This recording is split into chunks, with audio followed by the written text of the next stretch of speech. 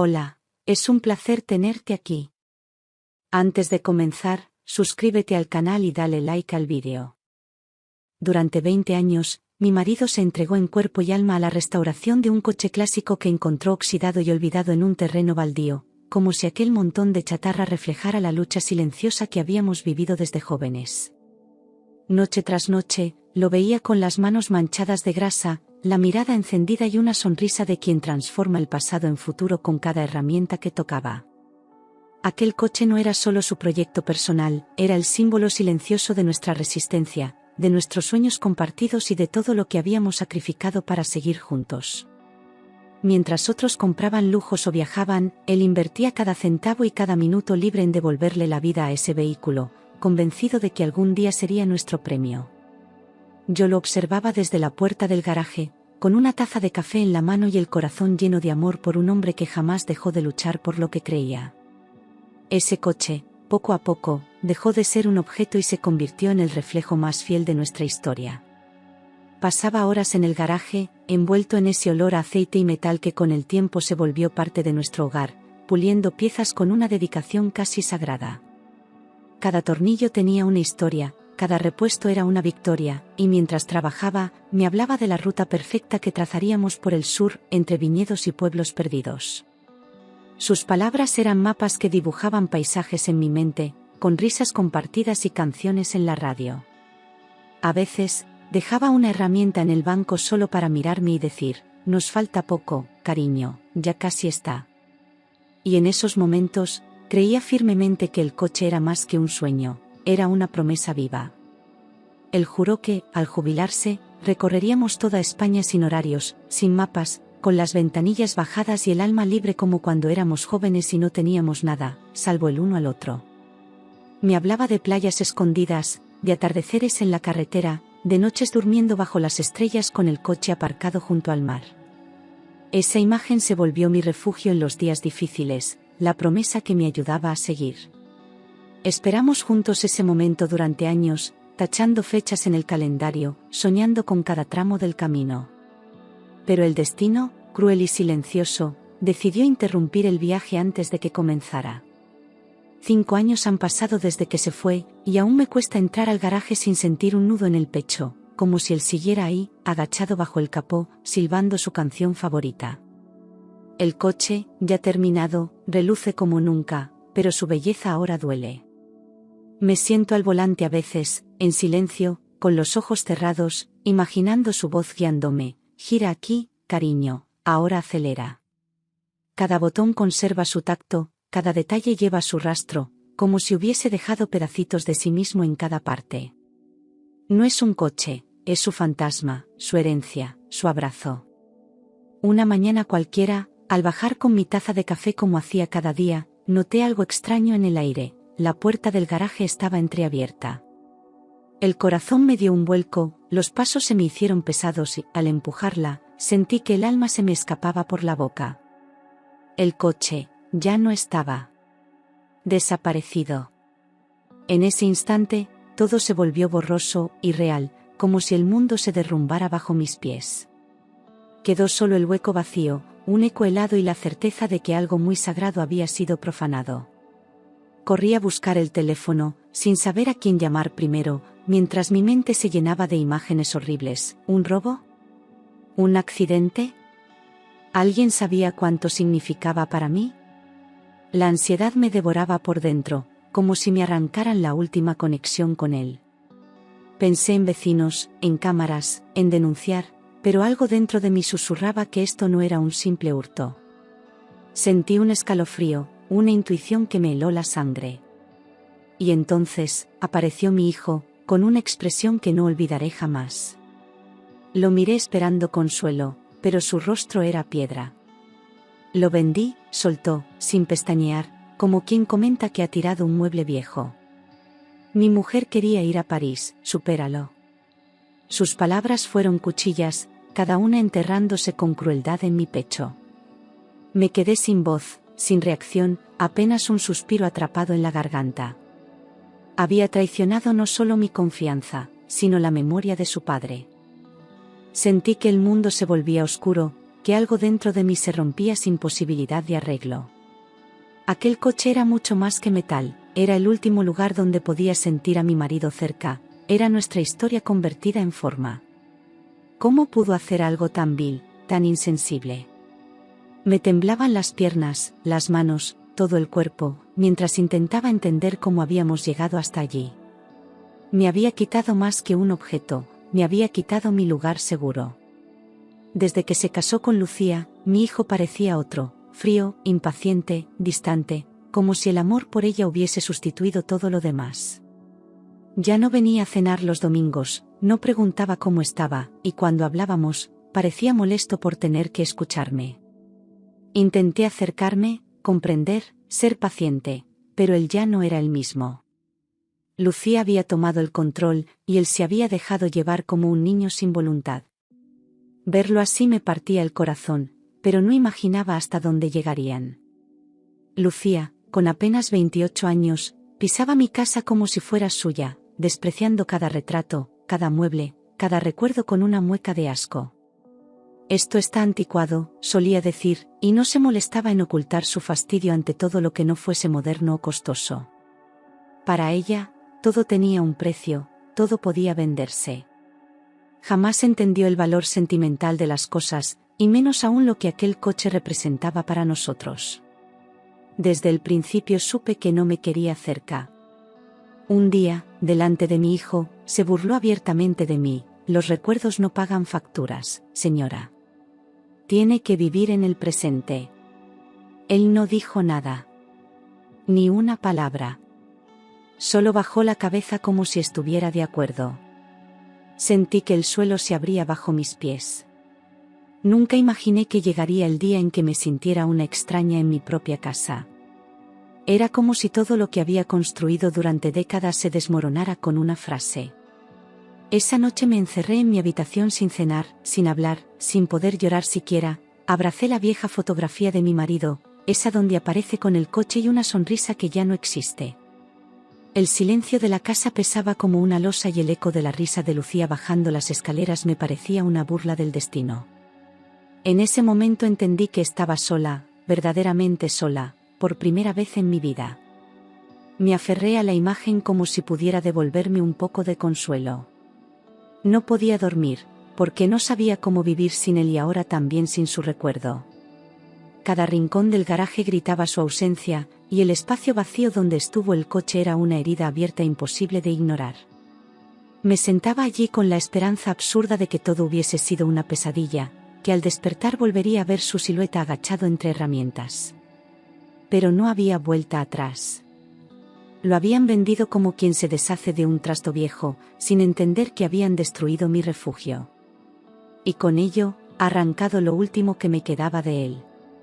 Pasaron los días y mi hijo no mostró ni un ápice de arrepentimiento, al contrario, hablaba como si me hubiera hecho un favor, como si yo fuera una anciana obstinada anclada en el pasado.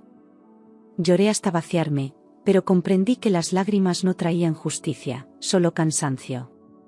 Me preguntaba en qué momento había perdido a mi hijo, cómo Lucía había logrado cambiarlo tanto. La rabia comenzó a crecer silenciosa, como una semilla que no pedí plantar. Algo dentro de mí se endureció. Una tarde, cuando ya había aceptado que jamás volvería a ver aquel coche, sonó el teléfono con un número desconocido. Señora, soy el comprador del vehículo. Su marido dejó algo dentro, tiene que venir ahora. La voz era seria, casi urgente, como si lo que hubiese encontrado no pudiera esperar. El corazón me dio un vuelco y sentí que me faltaba el aire. Algo me decía que ese hombre no llamaba solo por cortesía. Colgué sin hacer preguntas, sin pensar demasiado, solo agarré el bolso y me senté en el sofá temblando, como si tuviera 20 años menos. Mi mente volaba entre posibilidades, intentando adivinar qué podía haber dentro del coche que ameritara tal llamada. ¿Una carta? ¿Un objeto escondido? ¿Un mensaje para mí? No lo sabía, pero por primera vez en mucho tiempo, sentí un hilo de esperanza. Quizás, no todo estaba perdido. Tomé el primer tren a Valencia, donde el comprador me esperaba, las manos me temblaban, el estómago era un nudo y los minutos se arrastraban como si el tiempo jugara en mi contra. Miraba por la ventana sin ver el paisaje, sumida en pensamientos que iban y venían sin orden. Recordé cada paseo con mi marido, cada conversación sobre ese viaje que no fue. Me sentía una adolescente con miedo y deseo de llegar. El corazón me latía tan fuerte que dolía. Cuando llegué, el coche estaba ahí, aparcado frente a una casa de campo, impecable, brillante, idéntico al día que lo vi terminado por última vez. Me acerqué lentamente, sin atreverme a tocarlo, y mis ojos se llenaron de lágrimas antes de que pudiera pronunciar palabra. Era como si él lo hubiese limpiado esa misma mañana. El nuevo dueño me miraba en silencio, respetando mi momento. Y durante unos segundos, volví a sentir su presencia a mi lado. Él me abrió la puerta del conductor y me indicó que mirara debajo del asiento. Allí, oculto en un pequeño compartimento que ni siquiera yo conocía, había una caja metálica, antigua, cerrada con un pestillo simple. La sostuve entre mis manos como si ardiera, incapaz de abrirla de inmediato. El vendedor se apartó con discreción, dejándome sola con mi hallazgo. Sabía que lo que iba a descubrir cambiaría algo profundo. Me senté dentro del coche, con el corazón latiendo a 1000, y con las manos temblorosas abrí la caja. Dentro había una pequeña llave, una carta amarillenta doblada con cuidado y una carpeta gruesa llena de documentos. Reconocí al instante su letra, esa caligrafía fuerte pero elegante que siempre usaba para escribirme notas en los cumpleaños. Sentí un nudo en la garganta. Aquel hombre, incluso después de muerto, seguía guiándome paso a paso. Sabía que debía prepararme para lo que vendría. Saqué la carta primero, incapaz de tocar los papeles aún, y al desplegarla, el mundo pareció detenerse. Si estás leyendo esto, significa que ya no estoy contigo, pero hay cosas que debes saber. Esas primeras palabras me atravesaron como un cuchillo, suaves y crueles al mismo tiempo. No pude evitar acariciar la hoja, como si su tacto estuviera allí. Y por primera vez en años, supe que algo más grande que yo estaba a punto de revelarse. Si estás leyendo esto, significa que ya no estoy contigo. Pero hay cosas que debes saber, verdades que oculté para protegerte y que ahora pueden salvarte. Así comenzaba la carta, escrita con la calma de quien sabe que el tiempo se acaba. Sus palabras fluían con ternura y firmeza, como si me hablara al oído desde el más allá. Me pedía que no llorara, que leyera todo con mente clara, porque lo que había descubierto antes de morir podía cambiarlo todo. Y entonces, lo mencionó, Lucía. Durante más de un año, había seguido a Lucía sin decirme nada, movido por una intuición que lo atormentaba. Decía que algo en su mirada no le cuadraba, que su sonrisa no era sincera, y empezó a buscar pistas sin contarle a nadie. Contrató a un detective privado, revisó sus movimientos bancarios, habló con personas de su supuesto pasado. Y cada dato que conseguía lo convencía más de que estábamos ante alguien peligrosa. Me estremecí al imaginarlo enfrentando todo eso solo. En la carpeta había documentos con nombres distintos, fotos con peinados cambiados, certificados falsificados y un historial que parecía sacado de una película. Lucía no era Lucía, tenía al menos 3 identidades registradas en distintas provincias y un largo historial de mentiras. En una imagen, aparecía junto a un hombre mayor, también estafado años atrás. Sentí náuseas al reconocer la misma sonrisa que usó para manipular a mi hijo. Todo encajaba, pero dolía demasiado para aceptarlo de golpe. No solo se había infiltrado en nuestra familia, había hecho lo mismo con al menos otras 4, todas con hombres vulnerables, hijos únicos, herederos. Su técnica era siempre la misma: enamorar, aislar al hijo, crear conflicto con los padres y quedarse con las propiedades. Las pruebas eran contundentes, oficiales, con sellos, firmas y hasta grabaciones. Todo ese horror lo había recopilado mi marido, en silencio, mientras fingía no sospechar de nada. Mi piel se erizaba con cada página que pasaba. En la carta, él describía cómo Lucía había comenzado a sembrar la idea de que yo ya no podía vivir sola, que necesitaba supervisión constante. Habían tenido reuniones con abogados para estudiar cómo declarar mi incapacidad legal y enviarme a una residencia. El objetivo era claro: quedarse con la casa, con el coche, con todo. Él no llegó a contármelo en vida porque quería reunir pruebas primero, pero no le dio tiempo. Y ahora me tocaba a mí terminar lo que él empezó. Me costaba respirar al leer cada palabra, al imaginar a mi propio hijo dudando de mi lucidez, creyendo que alejarme era un acto de amor. ¿Cómo no vio lo que tenía delante? ¿Cómo permitió que esa mujer lo arrastrara tan lejos de sus raíces? No era solo una traición, era una puñalada directa a mi alma, un intento de borrarme de mi propia historia. El dolor era tan profundo que ni las lágrimas podían salir. Me sentía traicionada por sangre. La última parte de la carta era un ruego firme: no te rindas, utiliza todo esto. Protege lo que construimos. Protege tu vida. Sentí la voz de mi marido empujándome desde el pasado, como una fuerza que me levantaba cuando apenas podía sostener el papel. Era hora de dejar el luto atrás y convertir el dolor en acción. No podía dejar que ganaran. Él me había dado las armas, ahora yo tenía que usarlas. Miré la pequeña llave que estaba en la caja, esa que me resultaba tan familiar sin saber por qué. De pronto lo entendí: pertenecía al cajón del despacho que él siempre mantenía cerrado, incluso para mí. Durante años creí que guardaba recuerdos, papeles sin importancia o viejas herramientas. Pero al meter la llave y oír el clic seco, supe que estaba a punto de entrar en otra dimensión de su mente. Algo importante me esperaba dentro. Dentro del cajón, encontré un sobre lacrado con mi nombre, una segunda carta, y una pila de documentos que nunca había visto. Todo estaba ordenado con precisión: títulos de inversión, cuentas bancarias, instrucciones notariales. Había comprado acciones a mi nombre desde 1998 sin decirme nada, como un plan secreto para asegurar mi futuro. Me temblaban las manos, los labios, todo el cuerpo. Aquello no era solo protección, era amor en estado puro. Entre los papeles, destacaban varios certificados de acciones que con el paso del tiempo se habían multiplicado hasta alcanzar un valor de más de 500.000 euros. Me quedé paralizada, incapaz de procesar lo que eso significaba. No era solo una fortuna inesperada, era la prueba definitiva de que, incluso desde el silencio, mi marido siempre pensó en mí. Me sentí cuidada, acompañada, protegida. Él había muerto, sí, pero su amor seguía haciendo ruido. Por primera vez desde su muerte, sentí que podía caminar sola sin miedo, que no necesitaba a nadie para sobrevivir. Ese dinero, ganado con años de esfuerzo y previsión, era más que una herencia, era mi libertad. Ya no dependía de mi hijo ni temía terminar en una residencia manipulada por Lucía. Era mi momento de actuar, con la cabeza en alto y los pies firmes. Él me había preparado para esto, y yo no iba a fallarle. Con todos los documentos en mano, pedí una cita con un abogado de confianza, alguien ajeno a mi familia y con reputación intachable.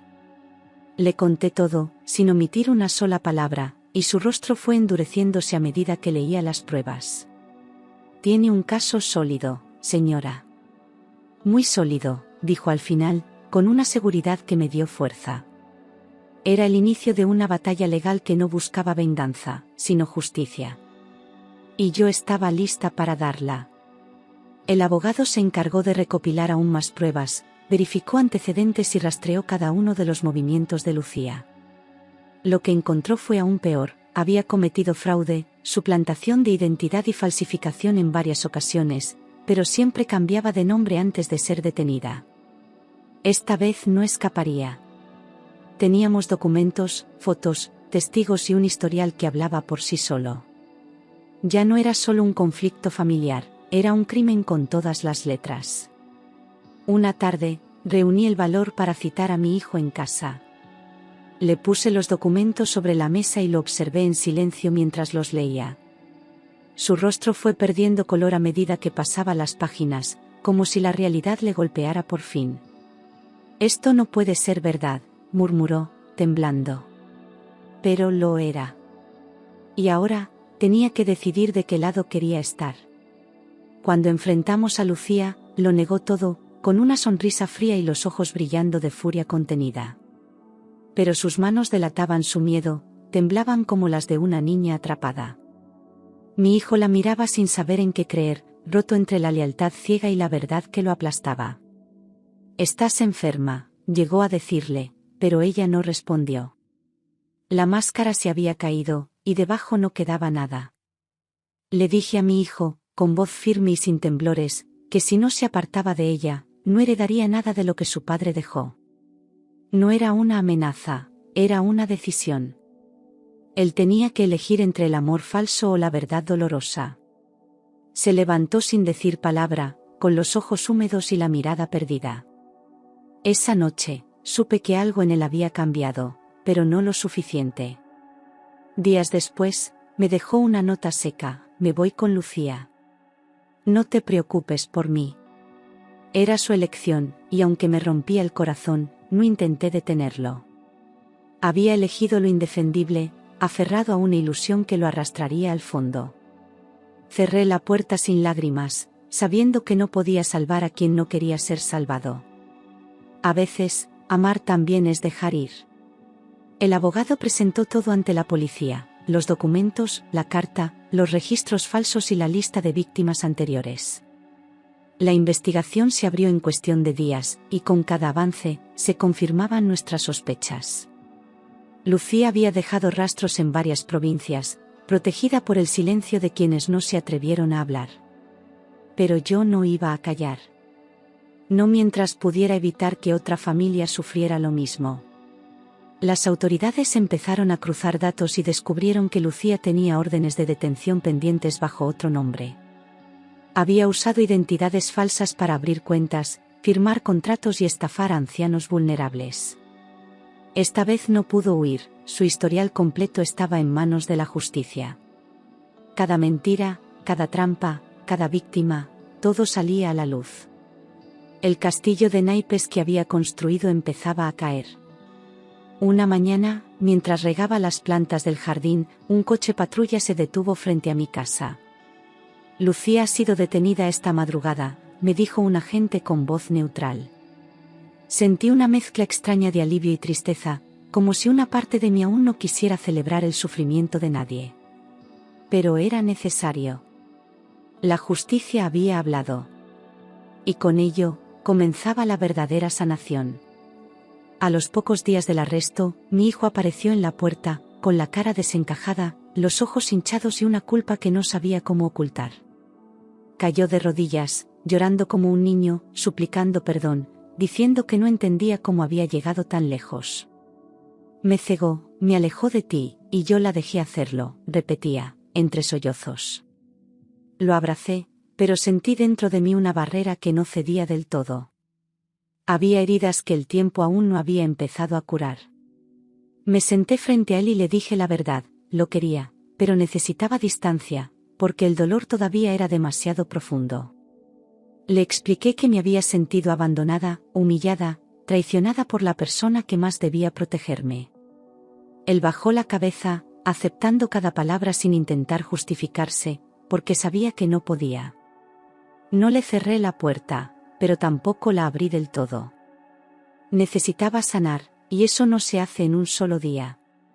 Con la ayuda del abogado, cancelé legalmente la venta de la casa y puse todos los bienes a mi nombre, protegidos por las inversiones que mi marido había dejado. Sentí que volvía a respirar con libertad, sin miedo a perder lo poco que quedaba de nuestra historia. Paseé por cada habitación como quien redescubre su lugar en el mundo. Volví a colgar fotos, a abrir las cortinas, a poner música. Por fin, esa casa era mía, otra vez. El comprador, al enterarse de toda la historia, me llamó emocionado y me dijo que no podía quedarse con algo que tenía tanto significado. Me entregó las llaves sin aceptar ni un euro, con lágrimas en los ojos, diciendo que el coche debía volver a donde pertenecía. Lo conduje de regreso a casa con una mezcla de alegría y nostalgia indescriptible. Al entrar al garaje, sentí que él estaba allí, esperándome. Y por primera vez, no lloré, sonreí. Esa misma noche, me senté en el garaje, junto al coche, y le escribí una carta a mi marido, contándole todo, la traición, la verdad, la justicia, la recuperación. Le di las gracias por haber pensado en mí incluso cuando ya no estaba, por no dejarme sola, por seguir cuidándome desde el silencio. Dejé la carta en la guantera, como quien deja una flor en una tumba. Cerré los ojos, y juraría que sentí su mano sobre la mía. La ausencia dolía, sí, pero ya no pesaba tanto. Con parte del dinero que me quedaba, decidí ayudar a otros como yo, ancianos manipulados, abandonados o estafados por sus propias familias. Contacté con una fundación local y doné una suma importante, pidiendo que se usara para defensa legal y asistencia psicológica. Sentí que transformaba el dolor en algo útil, en algo que podía dar sentido a todo lo vivido. No buscaba aplausos ni reconocimiento. Solo quería que nadie más pasara por lo mismo en silencio. Tras el arresto de Lucía, mi hijo perdió su trabajo y fue expulsado de su entorno social. Nadie quería tener relación con la mujer que ahora aparecía en todos los periódicos. Se quedó sin casa, sin pareja, sin rumbo, viviendo de favores y con una soledad que lo enfrentó consigo mismo. Me dolía verlo así, pero no podía rescatarlo de inmediato. Él tenía que entender lo que había permitido. La caída era suya, y el aprendizaje también. Un año después, llamó a mi puerta. Estaba delgado, con el rostro envejecido y los ojos rojos, pero había una humildad nueva en su voz. No vengo a pedirte nada, mamá. Solo, quería verte y decirte que ahora lo entiendo todo. Lo invité a pasar, con el corazón encogido, temiendo volver a sufrir. Pero esa vez no habló desde la soberbia ni el orgullo. Habló desde el arrepentimiento. Nos sentamos en la cocina, donde tantas veces habíamos compartido risas, y hablamos durante horas. Le conté cosas que nunca antes me había atrevido a decir, y él me escuchó sin interrumpir, sin justificar, con los ojos llenos de vergüenza y gratitud. Me pidió perdón por cada palabra dicha, por cada silencio cómplice, por haberme dado la espalda. Yo le dije que perdonar no era olvidar, pero sí permitir que algo nuevo naciera. Y eso, tal vez, era posible. No fue fácil. Cada gesto suyo me recordaba los meses de desprecio, las noches sola, el garaje vacío. Pero lo miraba y veía al niño que crié, al joven que una vez me abrazaba sin motivo, al hijo que se había perdido y ahora volvía a buscar su lugar. Le puse una condición: reconstruiríamos nuestra relación poco a poco, sin forzar, sin fingir. Y él aceptó, sabiendo que esta vez tendría que ganarse mi confianza con hechos, no palabras.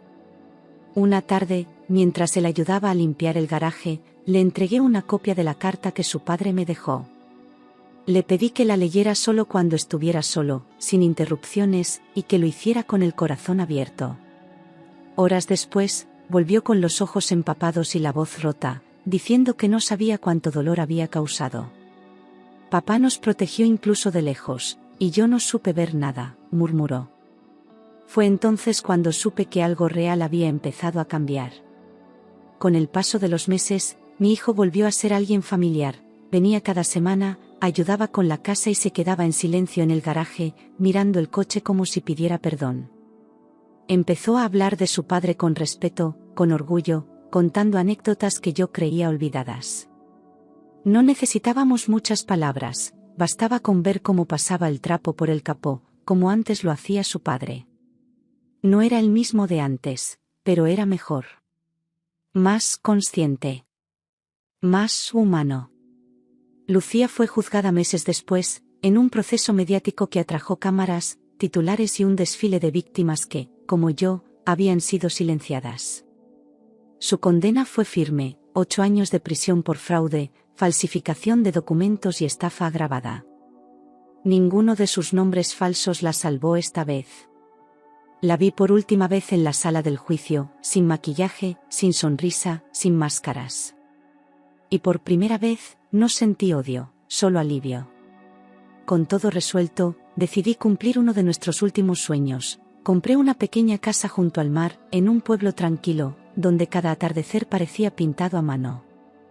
Era el lugar del que siempre hablábamos en voz baja, como algo imposible. Allí encontré paz, silencio y tiempo. No necesitaba lujos, solo espacio para respirar sin fantasmas. Él no estaba, pero lo sentía en cada rincón. En primavera, decidí cumplir la promesa, saqué el coche del garaje y emprendí aquel viaje que tanto habíamos imaginado. No llevé mapa, solo su foto en el asiento del copiloto y la radio encendida como a él le gustaba. Conduje por carreteras secundarias, entre campos, olivos y pueblos que parecían detenidos en el tiempo. Iba sola, sí, pero nunca me sentí tan acompañada. Era como si su risa me guiara entre curvas. Cada lugar que pasaba me traía una imagen, nuestras primeras vacaciones, la vez que dormimos en una tienda de campaña, su forma de tararear canciones antiguas. El viento entraba por la ventanilla y traía su voz, su olor, su energía. Lloré a ratos, pero no de tristeza, sino de gratitud. Porque no todos tienen la suerte de haber amado así. Y yo lo hice, con todas las letras. Ese coche dejó de ser un objeto para convertirse en un símbolo, no solo de nuestro amor, sino de mi fuerza, de mi capacidad de resistir cuando todo parecía perdido. Lo cuidé como a un hijo, porque en él vivía una historia que merecía ser contada. Ya no era solo mío, era parte de una memoria colectiva, de un legado familiar que debía pasar a las siguientes generaciones. Había sobrevivido al tiempo, al dolor, a la traición. Y seguía rodando. Un día, mi hijo me confesó que se había vuelto a enamorar, pero esta vez de una mujer honesta, sencilla, sin máscaras. Me la presentó con nervios, como un niño que busca aprobación, y cuando la conocí, supe que esta vez era distinto. No había ambición, ni mentiras, solo respeto y ternura. Ella escuchó la historia del coche con lágrimas en los ojos. Y fue entonces cuando comprendí que la vida también sabe dar segundas oportunidades. Con el tiempo, nuestra relación sanó sin forzar nada, con momentos pequeños, una comida, una tarde de risas, una visita sin motivo. Aprendimos a hablarnos desde otro lugar, más profundo, más real. Ya no éramos madre e hijo por obligación, lo éramos por elección. Él entendió lo que de verdad importa, y yo le permití redimirse, paso a paso. Lo que nos había roto, también nos había reconstruido. Ahora, con sus hijos pequeños, a veces nos sentamos los tres a mirar fotos antiguas y les contamos quién fue su abuelo y por qué ese coche no se puede tocar sin permiso. Les hablamos de amor, de respeto, de memoria. De cómo, incluso después de la muerte, se puede seguir cuidando a los que uno ama. Ellos escuchan con los ojos abiertos, como si fuera un cuento. Pero no lo es. Es nuestra historia, y es real. Cada domingo, abrimos juntos las puertas del garaje, y mis nietos corren alrededor del coche como si fuera un cofre mágico. Mi hijo lo limpia con esmero, les cuenta historias mientras ellos escuchan con ojos brillantes y preguntas sin fin. Subimos todos y damos una vuelta por el pueblo, como un ritual silencioso de unión. Ya no es solo mi coche, ni siquiera el de mi marido, ahora es de todos. Un legado con ruedas, vivo y palpitante. Mirando atrás, entiendo que cada golpe, cada traición y cada lágrima me empujaron hacia esta versión más fuerte de mí misma. Reconstruí mi vida desde las ruinas, no para olvidar, sino para honrar lo que valía la pena conservar. Aprendí que la dignidad no se negocia, que el amor verdadero deja raíces profundas. Y que nunca es tarde para empezar de nuevo, aunque se haya perdido casi todo. Mi historia no terminó con su muerte, comenzó ahí. Mi marido no solo restauró un coche, restauró mi esperanza cuando más lo necesitaba. Me enseñó que el amor no se acaba con la ausencia, y que cuidar del otro también es preparar el futuro con cariño y sabiduría. Cada carta suya fue una brújula, cada decisión, una muestra de amor silencioso. Él no se fue del todo, solo cambió de forma. Y su mensaje me acompaña cada día, sigue adelante, siempre. Cada vez que enciendo el motor, cierro los ojos por un segundo y lo siento a mi lado, como si su mano rozara la mía. A veces me sorprendo hablándole en voz baja, contándole lo que hicieron los niños o cómo ha cambiado el jardín. El coche arranca suave, como si entendiera. Y yo sonrío. Porque sé que, en algún lugar, Él sigue guiando cada uno de mis pasos. Nunca más necesité gritar para ser escuchada.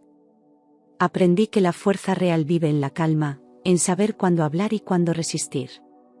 Nadie me regaló nada, me lo gané todo, paso a paso, con la espalda recta. Mi marido me dejó muchas cosas, pero la más valiosa fue la certeza de que yo podía sola. Y eso, ni el tiempo ni la muerte lo pueden borrar. Hoy, cada objeto de esta casa cuenta una historia que ya no me duele recordar. Las fotos, los libros, las herramientas en el garaje, todo tiene voz. No guardo rencor, porque entendí que el perdón no es para los otros, sino para poder vivir sin peso. Rescaté mi memoria del abandono y la convertí en un faro. Porque recordar es también resistir. Mi hijo plantó un limonero en el jardín y me dijo que quería verlo crecer con sus hijos. Fue su forma de decir que esta vez se quedaba, que esta vez sí iba a cuidar de lo que importa. Lo veo regarlo cada mañana, con la misma ternura que su padre tenía para mí. Y en ese gesto pequeño, todo cobra sentido. Las raíces pueden romperse, pero también volver a nacer. He conocido a otras mujeres que pasaron por lo mismo, manipuladas, invisibles, silenciadas. Y les hablo con la frente en alto, les cuento mi historia no para dar lástima, sino para inspirar. Nos miramos con complicidad, con una fuerza que no se aprende en libros. Porque cuando una mujer sobrevive, levanta a otras con ella. Y yo, ya no me pienso agachar jamás. El coche tiene kilómetros por delante, y yo también. A veces conduzco sola, otras con mi familia, pero siempre con el corazón lleno. No hay destino fijo, solo el placer de avanzar. A cada pueblo donde llegamos, dejo algo mío, y me llevo algo nuevo. Porque aunque él ya no esté, sigo viajando por los dos. No sé si esta historia termina aquí o si apenas empieza otra etapa. Pero sí sé que ya no temo al futuro. Lo afronto con el alma firme, la mirada limpia y el recuerdo de un amor que ni la muerte pudo romper. Soy madre, abuela, viuda, pero sobre todo, soy mujer. Y esta mujer aprendió a vivir con el motor encendido y el corazón abierto.